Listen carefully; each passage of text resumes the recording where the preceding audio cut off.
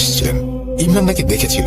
এরপর আমরা প্যারালাইজ লোকটা অর্থাৎ ইমরানের বাড়িওয়ালার বাসায় গিয়ে জানতে পারি যে বাড়িওয়ালার ছেলে যেদিন বিকালে তার বাবার সুস্থতা কামনার জন্য হুজুরকে বাসায় এনেছিলেন। এরপর সর্বশেষ ছোট ছেলেটার বাসায় হুজুর নিজেই গিয়েছিলেন।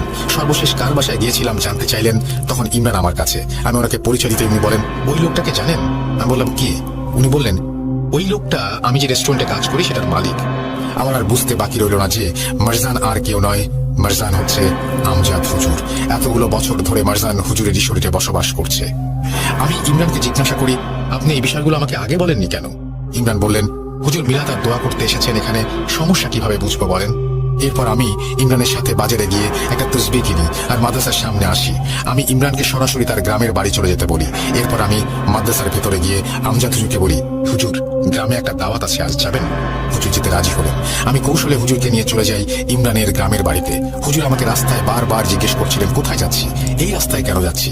আমি হুজুরকে বলেছিলাম যে এদিকে আপনি আগেও এসেছিলেন না ইমরানের চিকিৎসা করতে? আমরা ইমরানের বাসায় কিছু দূর পরে একটা বাসায় নিমন্ত্রণ পেয়েছি, ওখানেই যাচ্ছি। এরপর হুজুর আমাকে কিছু জিজ্ঞেস করেননি। আস্তে আস্তে আমরা চলে এলাম। এবার হুজুরকে আমি বলি যে আমরা ইমরানের বাসাতেই যাচ্ছি। একটু সামনেই দেখা যাচ্ছিল ইমরান ওর বাবা আর দাদুকে নিয়ে দাঁড়িয়ে আছে। এতক্ষণে ইমরান ওর দাদা আর বাবাকে সব বুঝিয়ে ফেলেছেন। আমি হুজুরকে পরীক্ষা করার জন্য আমার কিনে আনা নতুন পড়া তসবিটা হুজুরের সামনে এগিয়ে দিয়ে বলি, আপনার জন্য উপহার এনেছি একটা, মারজান। আমার কথা শুনে আমজাদ হুজুরের চেহারার রং বদলে যায়। এরপর উনি কিছু বলেন না। আমি জোর করে ওনার হাতে তসবিহ দিলে উনি সেটা ফেলে দেন। আমি এবার পেছন থেকে ওনার চোখে একটা সাদা কাপড় বেঁধে দিই আর সবাই মিলে ওনাকে ধরে ইমরানের বাসার ভেতরে নিয়ে যাই। এরপর ওনাকে গোল বৃত্তে বানিয়ে বসাই। উনি সেখানে বসলে আমি ওনাকে জিজ্ঞেস করি, কেন এতগুলো জীবন কোনো দামি কি নেই? আমজাদ হুজুর ভারী গলায় বলেন, আমার বুড়ি চাই, আমার ইমরান চাই, ও আমার চেয়ে অনেক ক্ষমতাশীল। ওর শরীরে আমি থাকতে পারিনি, তাই এতদিন এত সব জিন বশ করে আর মানুষের ক্ষতি করে ক্ষমতা লাভ করেছিলাম। আমি যেন ইমরানের উপর ভর করতে পারি, আমাকে তোরা আমার কাজ করতে দে।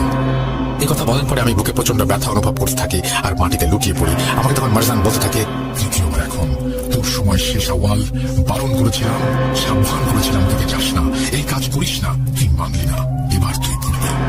এরপর আমি অচেতন হয়ে যাই এবং অচেতন হয়ে যাওয়ার অবস্থায় চলে যাচ্ছি দেখে ইমরান উঠে দাঁড়িয়ে মারজানকে বলছে, আমার দোষ সব, আমার জন্য তুই আওয়ালের ভাইকে মারলি, হুজুরকে ধরলি আর আমার মা দাদিকে মারলি। আমি সেদিন দিঘির পারে না গেলে কিছুই হতো না। আর কত জান নিবি তুই? আমাকে চাই তোর, এই নেই আমাকে, চলে আয় আমার উপর। এই বলে ইমরান ওই বৃত্তের ভেতরে নিজের পা নিলে আমি তাকে কোনো রকমে ধরে ফেলি। ইমরান এরপর পড়ে যায় মাটিতে। ওর বাবা আর দাদু ওকে ধরে ফেলে। এরপর আমি ইমরানকে আগে থেকে জোগাড় করে রাখতে বলা একটা খাসি নিয়ে আসতে বলি। ইমরান খাসি নিয়ে আসলে আমি সেই খাসিটার বৃত্তের ভেতর ঢুকিয়ে হুজুরের কনিষ্ঠাঙ্গুলি চেপে ধরি আর সবাইকে দোয়া পড়তে বলি। আমি